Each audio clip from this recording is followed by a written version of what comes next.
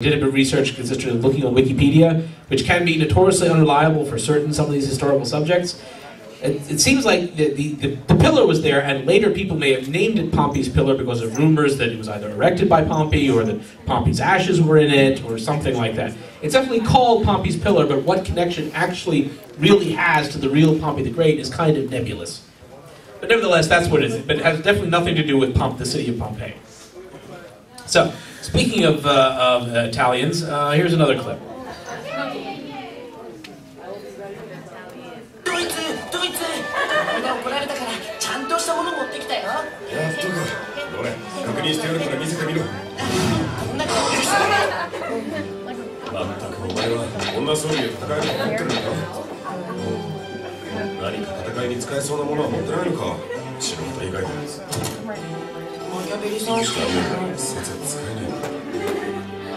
Machiavelli. Niccolo Machiavelli, Italian political philosopher, wrote Il Principe, The Prince. When you're in college, you'll find it useful to pull quotes from Machiavelli's books. The Prince is nice, but there's another book he did called The Discourse of Levy, which is packaged usually in a title called The Discourses.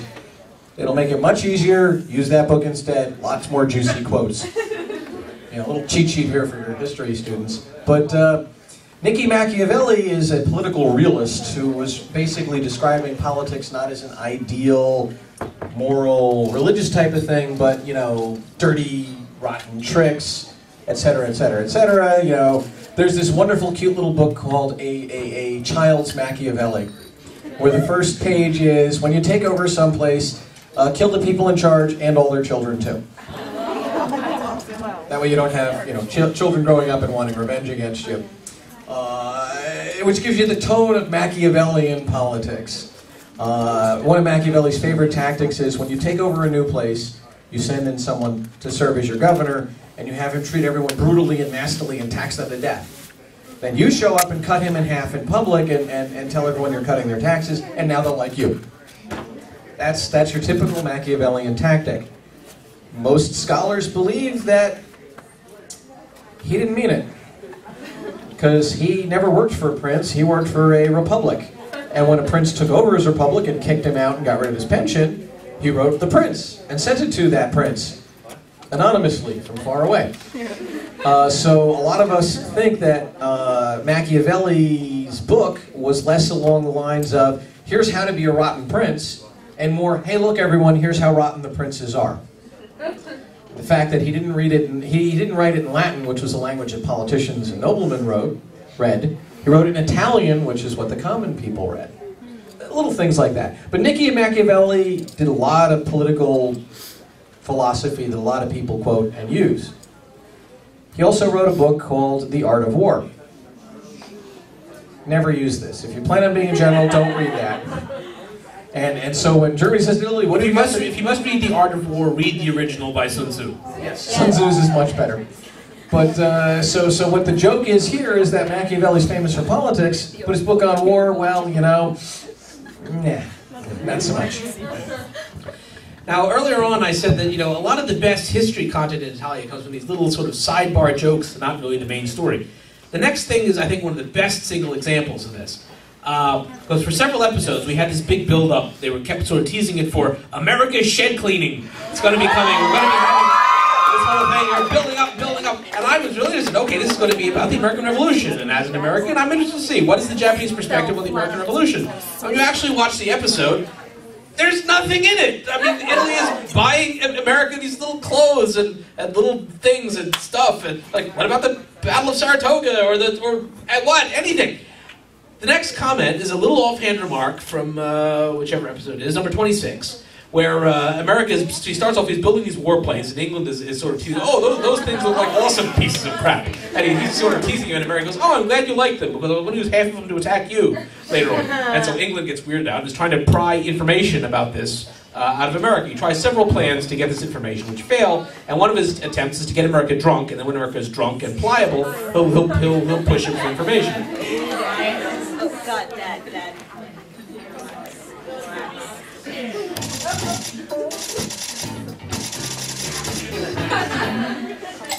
珍しいな。君が飲みに誘うなんて。たまにはこういうのも面白くていいかと思ってな。ああ。腰を仕込む。ギュー。Damn you, Lafayette. Damn you, Kosciuszko. Damn you, Volunteer Army. The American Revolution, well, you know, we didn't actually win it on our own. The Marquis de Lafayette was an idealistic young French nobleman who wanted to get some battle and glory, and he personally financed half of the gunpowder that Washington's entire army used for the first 2 years of the war. And Kosciuszko, Thaddeus Kosciuszko, is a Polish general who came over to help us get our freedom, because there wasn't much freedom for Poland at the time, sandwiched between Austria, Prussia, and Russia. So you will, anytime there's a war of national liberation anywhere, you'll find Poles helping the underdogs get their own freedom. Because Poland usually doesn't get much freedom or enjoy it for very long, so they're really big on giving it to other people when they can. And Thaddeus Kosciuszko built the fortifications around Saratoga, New York, that helped trash the British Army and allowed Benedict Arnold to win the first big battle of the war. You know, because nobody in Europe paid any attention to skirmishers and Minutemen and terrorists and snipers. Didn't impress anyone. But when an American army fought a European-style battle in the field against another European army and won, hey, maybe America's got a chance of winning. Then the French king showed up and said, here's mountains of money. Hurt the British. And here's thousands of soldiers, and here's a fleet. Hurt the British, hurt England, ha ha ha. And you could have just seen them doing that in Italia. You know, France coming in and going, oh yeah, get that tea bastard. And Poland going, you know, coming over and going, hey, yeah, it's cool, I'll help you out. Or, you know, Poland seems to be kind of a hippie guy sort of thing. Yeah. So, okay. So as I mentioned earlier also, this microphone definitely seems to keep going in and out. I have to sort of talk on top of it. One of the other things that I mentioned, you know, the fan art and things about this show, people researching their own things, even if they're researching it just to find, you know, a country nobody's heard of to make their own original character. I will create the Hetalia country of Livonia, or, you know, some random battle which they can turn into a fan fiction. Fine, I don't care what the reason is that you're doing this stuff, and people are doing reading. But some of the fan art and things I found on this have actually taught us stuff, which is interesting. Now, here's two pieces of art. This was a piece of art called "Gaining Territory" about Prussia fighting Poland, with Prussia dressed as the Teutonic Knight outfit for the Middle Ages. And this is actually you know, drawn by an artist who wrote, who was apparently Polish. And one, this taught me that, one, there are Polish Hetalia fans, which I find cool as hell anyway. And it basically explains that, yeah, in the Middle Ages, the Teutonic Knights would come in, they would be invited to sort of fortify an area, but then once they had a fortification, they'd say, oh, by the way, all the territory around this fortification belongs to me now. And Poland like, no, hell no. But and then the second half is that the conception of a lot of Polish fans is, since Prussia, you know, half of what used to be East Prussia now is Poland. Their conception is that, oh, you know, Gilbert is basically living in these ruined old Teutonic Knights castles and basically won't come out anymore. And, you know, Poland's like, yeah, why don't you come down? He's like, no, I'm going to stay in here.